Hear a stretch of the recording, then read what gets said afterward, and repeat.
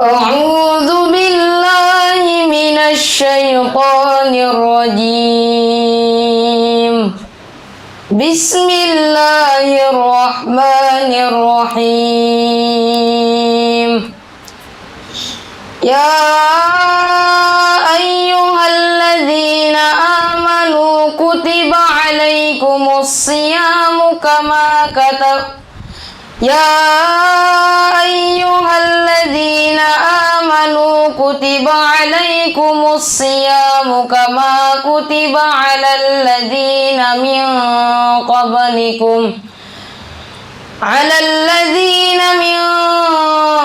قبلكم لعلكم تتقون. Assalamualaikum warahmatullahi wabarakatuh. Alhamdulillahirabbil alamin wassalatu wassalamu ala asrofil anbiya'i wal mursalin wa ala alihi wasahbihi sebagainya. Alhamdulillah kumpul lagi. Terakhir kumpul tuh acara itu ya, acara wisuda. Jadi kita juga belum turun kan? Nah itu sama-sama kita. Sama-sama kita minta ke Allah. Doanya mustajab semua lah. Ya, jadi gampang-gampang aja lah. Gitu lah. Jadi apa? Bersyukur aja. Saya paling hafal ayat paling bersyukur ya. Apa Ustaz? Wa ita azana rabbukum la istakartum. Itu satu ayat aja udah cukup itu. Udah luar biasa sudah. Ya. Jadi percayalah sudah. Bersyukur saja, nanti di Allah sempurnakan nikmatnya. Karena kalau nggak bersyukur juga azabku sangat pedih. Serba salah ya. Jadi mendingan bersyukur, gak ada jalan lain jadinya. Bersyukur saja sudah. Ya udah, dari saya nggak usah banyak-banyak. Sambutan saya cukup bersyukur. Saya atas nama pribadi, keluarga, pengurus semuanya lah ya, kita mengajak mensyukuri lah sudah.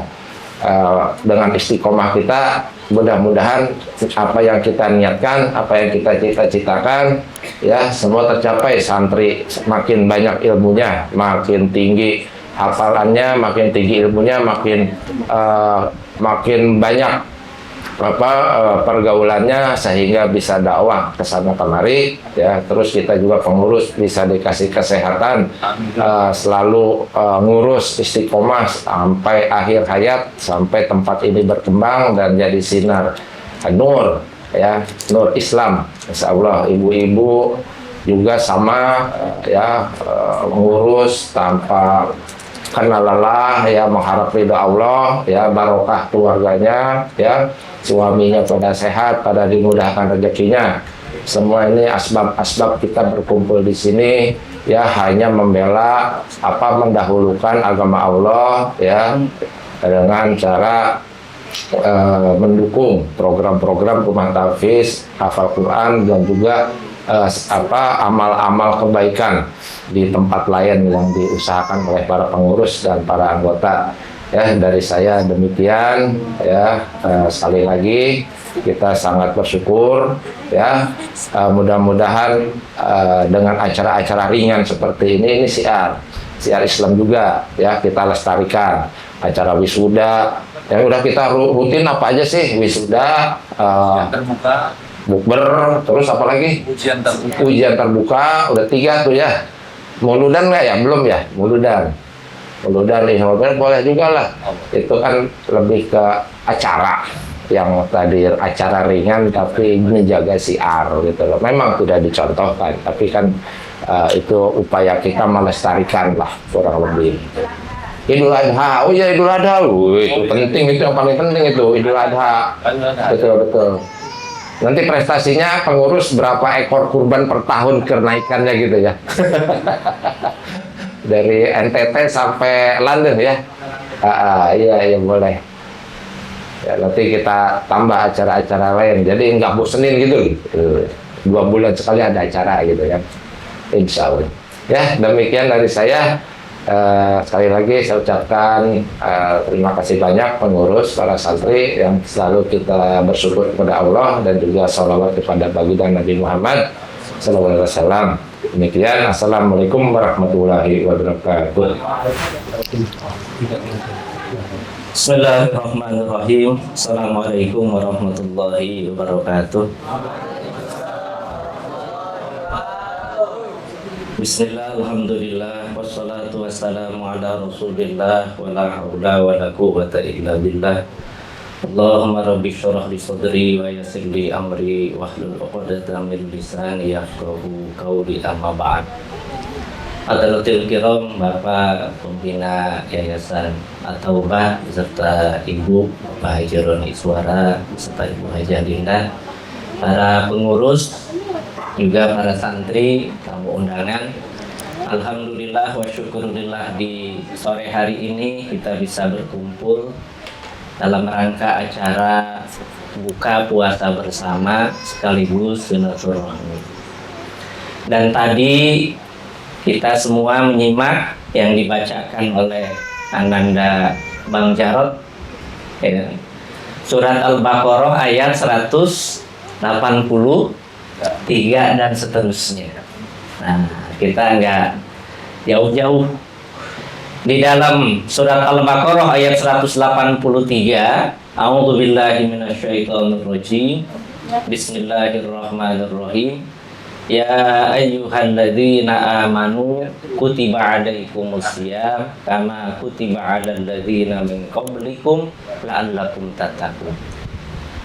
Wahai kalian orang-orang yang beriman, diwajibkan kepada kalian semua berpuasa sebagaimana telah diwajibkan oleh Allah kepada orang-orang sebelum kalian, agar kalian semua menjadi orang-orang yang bertakwa. Jadi tujuan berpuasa adalah supaya menjadi orang yang bertakwa. Pertanyaannya, ketika kita melaksanakan puasa, itu bertambah takwanya atau lemes kira-kira? Nah, ini para santri lemes nggak kalau puasa? Seger. Seger luar biasa. Oh, kalau gitu salah nanya ini. Ke yang sekarang seger karena ngelihat banyak makanan. Ya. Bapak-bapak, ibu-ibu kalau puasa seger apa lemes kira-kira? Seger. Lemes. Nah, ini lebih fair nih, lemes. Lemes. Jujur kira. Ya.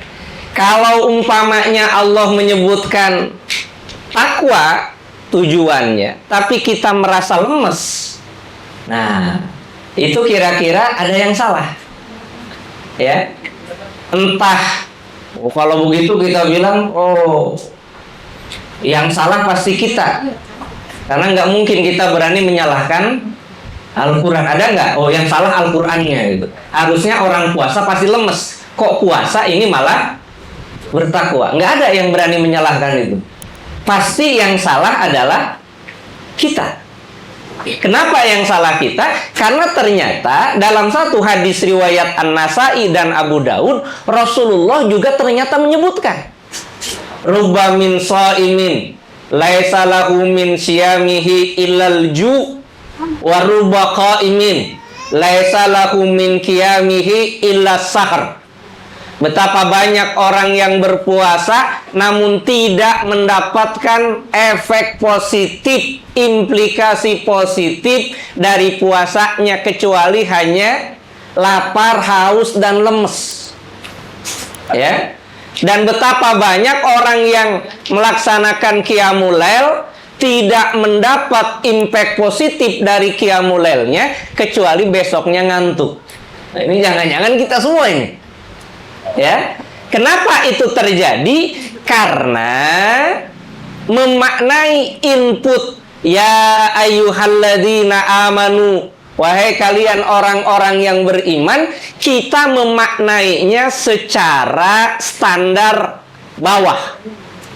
Yang penting kita percaya Allah memerintahkan puasa pada tahun kedua hijrah di bulan Ramadan. Udah cukup. Yang penting percaya. Padahal ternyata di dalam ayat-ayat Al-Quranul Karim banyak disebutkan ya ayyuhalladzina amanu, wahai orang-orang yang beriman disebutkan. Di antaranya terkait dengan taubat. Di dalam Al-Quran terkait dengan taubat itu minimal ada 10 ayat. Di antaranya surat At-Tahrim ayat 8. Allah berfirman, ya ayyuhalladzina amanu tubu ilallahi taubatan nasuha asa rabbukum ayyukaffira ankum sayiatikum wa yudhilakum jannatin tajri min tahtihal anhar. Jadi kalau kita ingin selaras antara input, proses dan output yang ideal, maka yang harus dibenahi pertama kali pada inputnya. Tidak cukup dengan hanya percaya puasa di bulan Ramadan adalah sebuah kewajiban. Meskipun ini juga harus kita syukuri. Tadi kata Pak Haji Roni, di luar itu banyak orang yang tidak berpuasa. Bahkan sekarang banyak yang namanya orang-orang yang berjalan kakinya doang, nggak ada kepalanya. Nah ini Mas Nanang tahu nih. Ya, kalau ada warteg yang ditutup, oh itu ada kakinya doang katanya, nggak ada kepalanya. Gitu ya. Nah itu banyak di luar. Ya, karena kita sebagai orang yang dipilih oleh Allah perlu meningkatkan kualitas tiap tahunnya. Di antaranya kita mengawali puasa Ramadan dengan harus bertaubat kepada Allah Subhanahu wa taala. Idealnya imannya seperti apa? Seperti Siti Maryam alaihissalam. Ya. Siti Maryam itu kan ayahanda beliau Imron itu sepupu dari Nabi Zakaria. Itu udah bernazar, kalau nanti saya punya anak laki-laki, ini akan ngurusi masjid. Jadi merbot masjid. Ya, kalau sekarang orang jadi merbot masjid kayaknya kok nggak keren banget. Ya, padahal dulu impian orang-orang soleh itu termasuk diantaranya itu.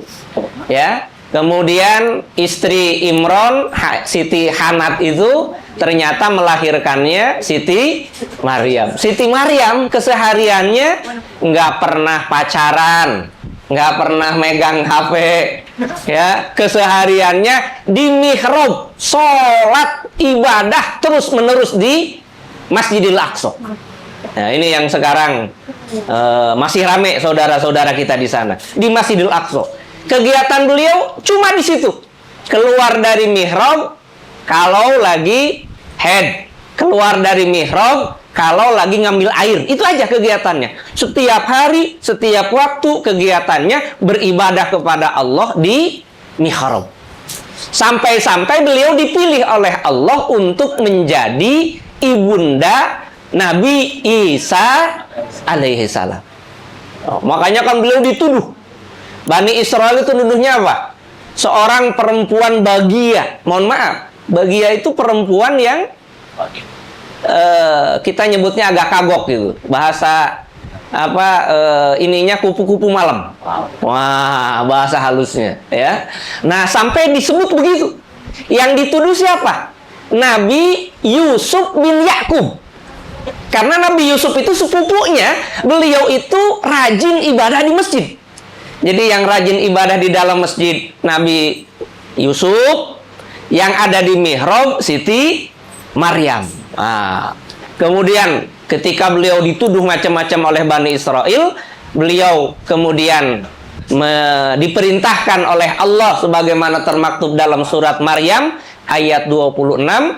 A'udzubillahi minasyaitonirrajim. Fakuli inni nazartu lirrahmani sauma falan ukallimal yauma insiya. Katakan, wahai Siti Maryam, saya berpuasa tidak akan ngomong. Itu saking imannya Siti Maryam dahsyat, disebut oleh Allah sebagai dasar adanya puasa. Ya. Falan ukallimal yauma insiya. Maka mulai sekarang hari ini saya nggak akan ngomong dengan manusia macam apapun.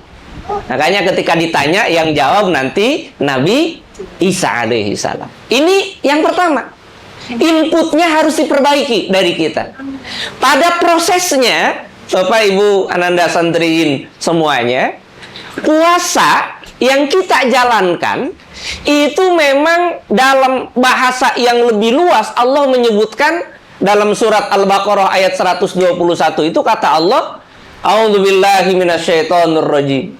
Ya ayyuhan nasu budu rabbakum walladzina min qablikum la'allakum tattaqun. Wahai kalian manusia, beribadahlah kepada Allah. Karena ibadah itu ujungnya akan menjadikan kita menjadi orang yang bertakwa. Cuma masalahnya, saya merasa puluhan tahun menyambut bulan Ramadan, kok begini saja? Kata Mas Nanang, saya udah 3 kali lipat Nabi Muhammad nyambut bulan suci Ramadan. Nabi Muhammad itu sepanjang hidupnya cuma 9 kali berpuasa di bulan Ramadan. Kalau umpamanya kita udah 3 kali lipat aja, 27 tahun, berarti kita udah 3 kali lebih banyak berpuasanya daripada Nabi Muhammad. Tapi kok efeknya kayaknya jauh sekali.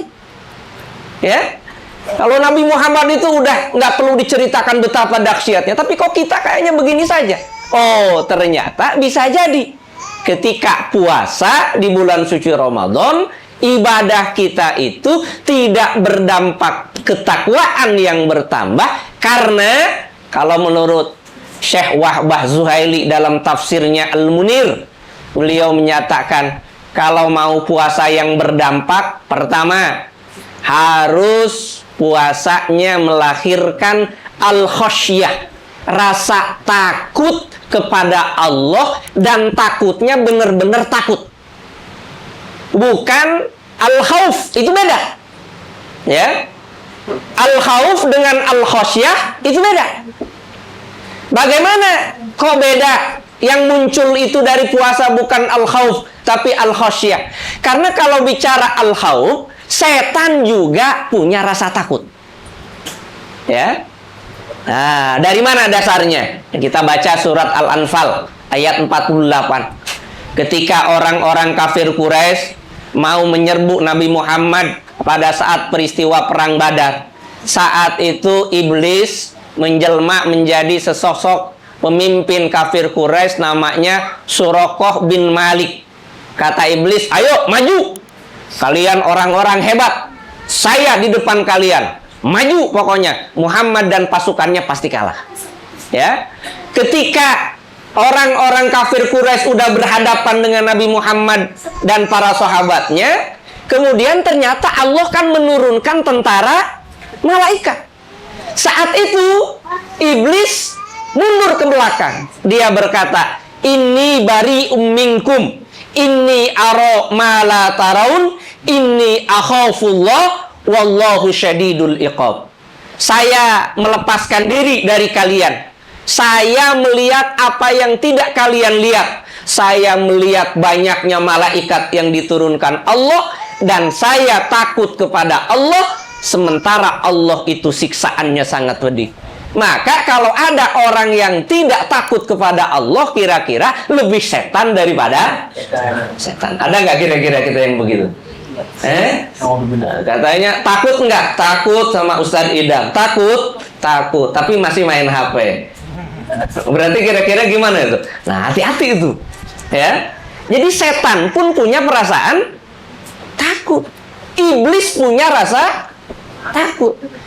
Bagaimana yang idealnya?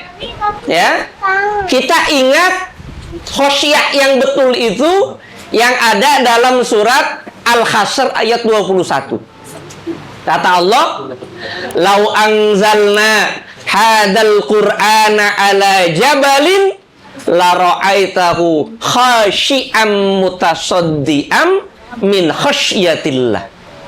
Kalau seandainya Al-Quran ini kami turunkan ke gunung yang tinggi, yang besar, niscaya gunung itu akan takut dan terpecah-pecah karena saking khosyahnya, takutnya kepada Allah Subhanahu wa taala. Jadi yang pertama, puasa kita harus bisa melahirkan yang namanya rasa takut kepada Allah. Ini kira-kira memang Ananda santriin semuanya.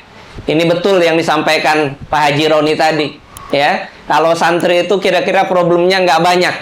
Ya paling mikirannya kalau umpamanya nggak nurut sedikit sama Ustadz Idam, ya paling ditarik ini ya.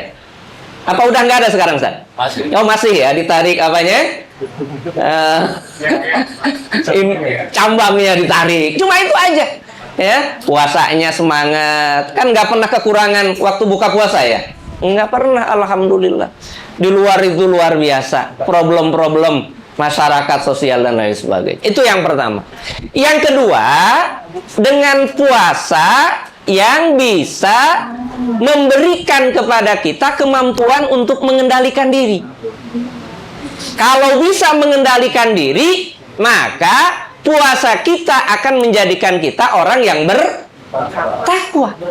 Apa contohnya coba? Kira-kira kalau ditanya, ini si mana? Si Gifari mana Gifari ini? Mana? Gifari mana? Seneng nggak ngelihat itu makanan banyak? Seneng ya. Si Calvin mana Calvin? Oh Calvin, oh ya ini alumni ini.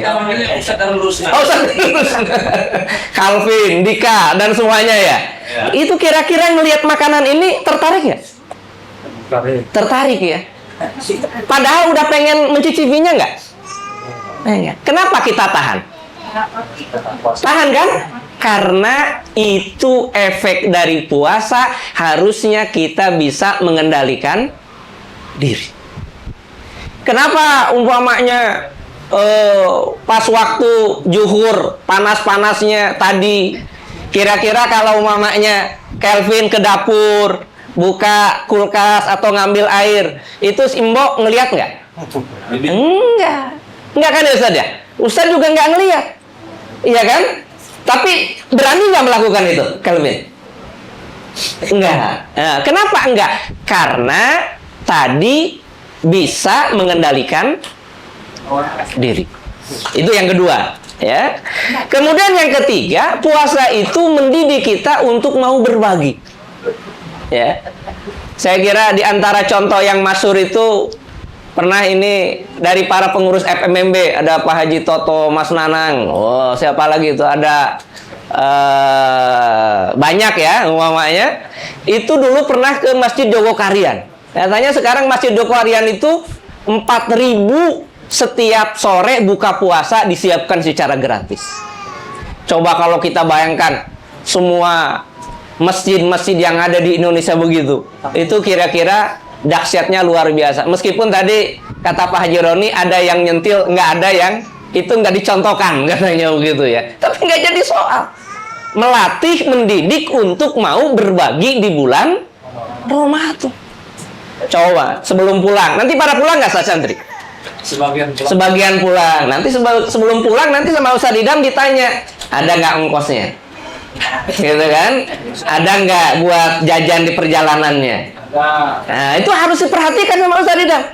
Kalau Ustadz Idam belum ada, ngomong ke Pak Eri itu. Nah, kan gitu kira-kira. Itu diantara buah dari puasa di bulan Ramadan. Makanya jangan khawatir. Paling enak itu jadi santri. Betul, paling enak itu jadi santri.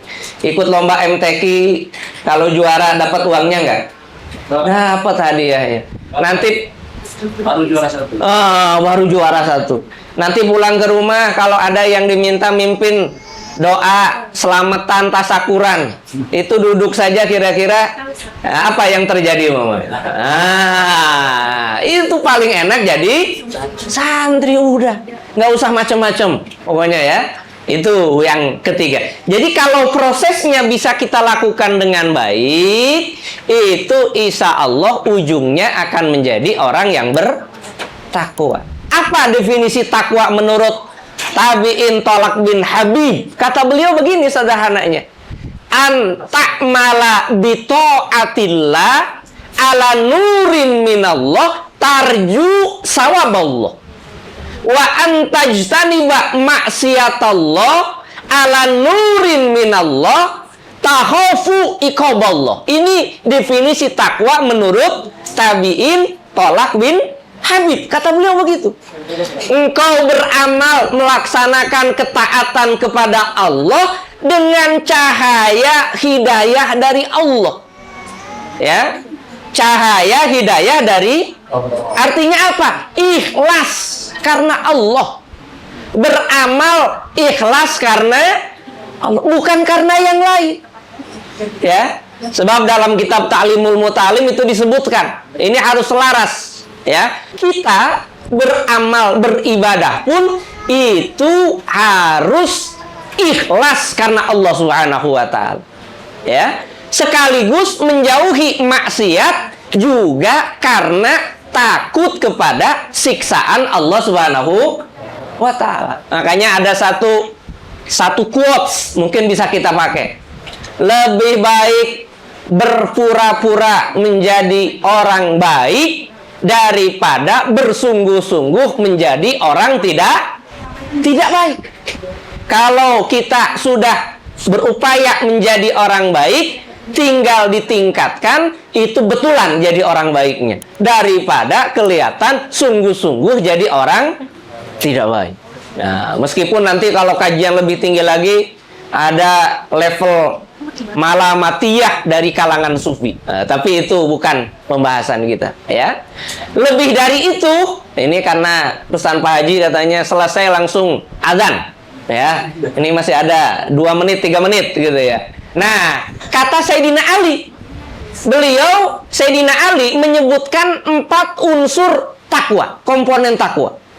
Yang pertama kata Sayyidina Ali, al-khaufu minal jalil, takut kepada siksa Allah. Ya, karena para santri semuanya, Allah itu bisa didekati dengan 2 pendekatan. Allah Maha Rahman, Maha Rahim, Maha Pengasih, Maha Penyayang, Maha Pengampun. Itu satu sisi. Sisi yang lain, Allah itu siksaannya cepat, siksaannya segera, siksaannya dahsyat, Maha Pemberi siksa yang luar biasa. Nah, Al-Jalil itu menunjukkan Allah Maha Perkasa atas siksaannya. Makanya kemudian kita temukan famay ya'mal misqala dzarratin khairan yarah wa may ya'mal misqala dzarratin syarran yarah. Akan dihitung oleh Allah apapun yang kita lakukan. Itu yang pertama.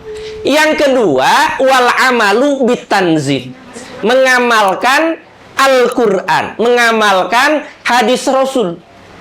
Ini sekarang ada kritik hadis. Jadi kalau kemarin itu di kalangan pesantren ada kitab yang masyhur namanya Durratun Nasihin. Kalau sholat taraweh malam pertama pahalanya ini sampai 30 hari. Kemudian ada kritik hadisnya, setelah dicermati hadisnya itu bercampur antara hadis sahih, hadis hasan, hadis doib, hadis maudhu dan lain sebagainya. Itu bercampur, ya. Ada yang seperti itu. Nah, kemudian kita juga termasuk ada kritik hadis yang dulu masyhur. Apa yang masyhur? Kalau ada anak yang hafal Al-Quran, maka nanti di akhirat dia akan memberikan mahkota kepada orang tuanya. Itu kan masyhur hadisnya. Ternyata setelah dikaji ulang, redaksi hadisnya man qara al-Qur'an wa amila bima fihi. Barang siapa yang membaca Al-Quran dan mengamalkan isi kandungannya. Ini harus kita tingkatkan levelnya. Dari ngafal Quran, kemudian membaca dan mengamalkan isi kandungan Al-Quran. Tidak cukup dengan hanya menghafal. Harus ditingkatkan. Kenapa? Redaksi hadisnya begitu. Nah, caranya berarti gimana? Harus berilmu. Tidak bisa orang punya kedudukan tanpa ilmu. Itu tidak bisa. Muhal. Ini kalau kata Jojon almarhum itu hil-hil yang mustahil. Nah, itu nggak bisa. Orang akan selamat itu kalau dia punya ilmu. Makanya alhamdulillah di pondok kita Ustadz Idam umpamanya selain menghafal juga ada program ngaji kitab-kitab yang lainnya. Harus itu, nggak cukup ya kalau ditanya hukum, kalau nggak ngerti isinya nggak akan keluar ayat Qur'annya. Kalau nggak tahu kandungannya hadisnya nggak akan keluar. Jadi harus berilmu, mutlak harus berilmu. Apalagi sekarang banyak yang di medsos itu orang disebut ustadz dan lain sebagainya. Kalau kita nggak punya filter, wah ini kayaknya menarik penyampaiannya, logis kayaknya, wah itu bahaya. Harus punya fondasi, terutama para santri. Ya, nah, kalau kita yang udah berumur mah, ya tinggal tadi kata Pak Haji Roni, sholat, waktunya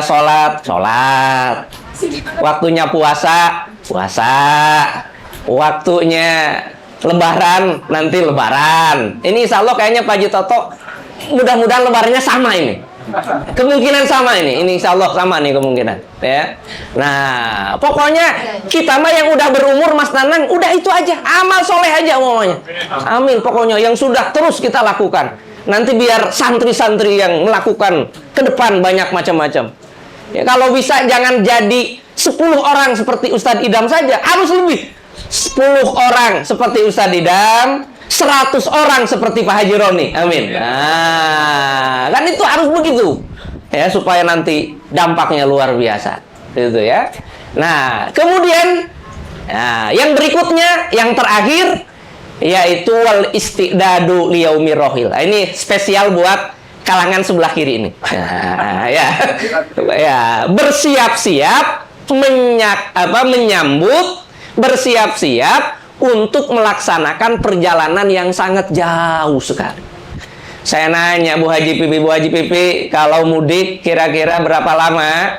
Ya kalau naik pesawat Bapak sih sebentar katanya. Tapi di sananya jauh juga. Ya kira-kira kalau ke Sumatera 3 hari, 2 hari lah kira-kira ya dengan jalan tol. Kalau di sana berapa lama? Seminggu, pulang pergi 2 minggu. Berapa habisnya 2 minggu? Ya nggak kurang dari 50 juta. Oh lu kurang? Ditambah lagi kalau kurang itu. Nah, namanya kan 2 minggu aja habis biaya sekitar 20 juta. Itu 2 minggu. Perjalanan kita nanti ke akhirat, ke surga, itu kira-kira berapa lama Mas Nana? Berapa lama kita akan divonis oleh Allah di alam mahsyar kira-kira? Ratusan hari, ratusan bulan, bahkan ratusan tahun. Berarti kira-kira butuh bekal yang lebih banyak nggak, Pak Adi? Butuh banyak. 2 minggu saja 20 juta. Itu 2 minggu. Apalagi 1000 tahun. Berapa yang harus kita butuhkan?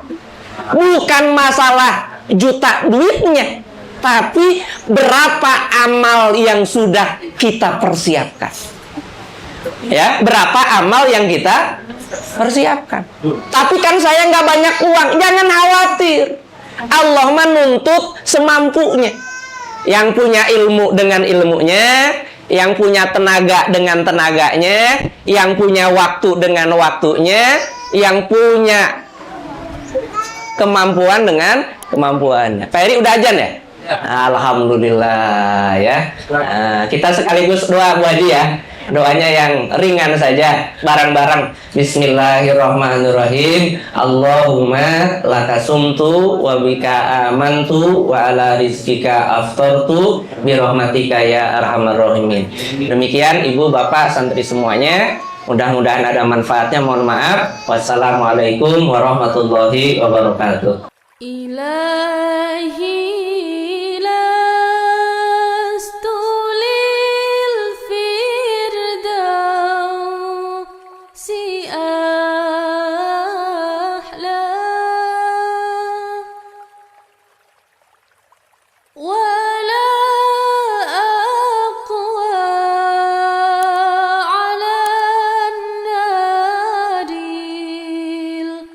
جحيم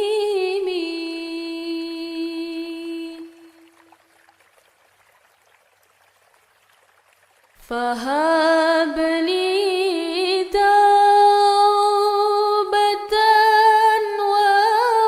واغفر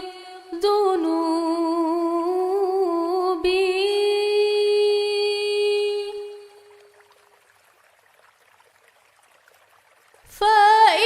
فإنك غافر الذنب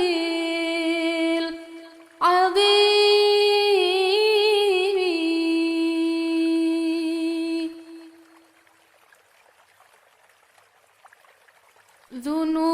ذنوبي مثل أعداد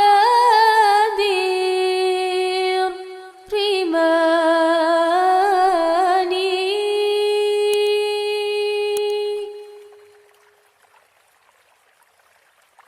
فهب لي توبة يا ذا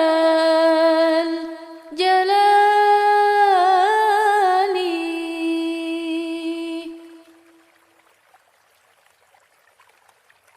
وعود